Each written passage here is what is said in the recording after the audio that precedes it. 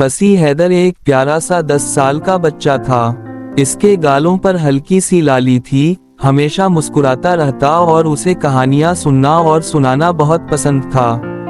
वो एक सुर्ख कमीज और सफेद शलवार पहनता था जो इसकी पहचान बन चुकी थी। एक दिन स्कूल से वापसी पर फसी को रास्ते में एक बूढ़े आदमी ने बुलाया। उनके हाथ में एक चमकती हुई सुनहरी पेंसिल थी। बूढ़े आदमी ने मुस्कुरा कर कहा, ये कोई आम पेंसिल नहीं है बेटा, जो भी तुम इससे लिखोगे वो सच हो जाएगा। फसी हैरान रह गया। इसने शुक्रिया अदा किया और पेंसिल लेकर घर चला आया।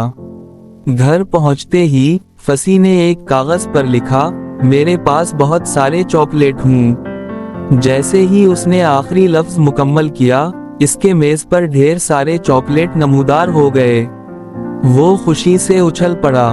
फिर इसने सोचा, क्यों ना दोस्तों के लिए भी कुछ अच्छा किया जाए।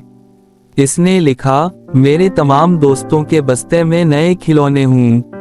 अगले दिन स्कूल में सब बच्चे खुशी से उछल रहे थे, क्योंकि उनके बस्ते में खिलौने भरे हुए थे। सबने फसी का शुक्रिया अदा किया, मगर किसी को ये राज मालूम ना था। फसी ने जादुई पेंसिल से कई नेक काम किए, मगर एक दिन वो सोचने लगा, ये जादू हमेशा नहीं रहेगा अगर मैं मेहनत ना करूं। तब उसने पेंसिल से आखिरी बात लिखी, मैं एक मेहनती और ईमानदार लड़का बनना चाहता हूँ।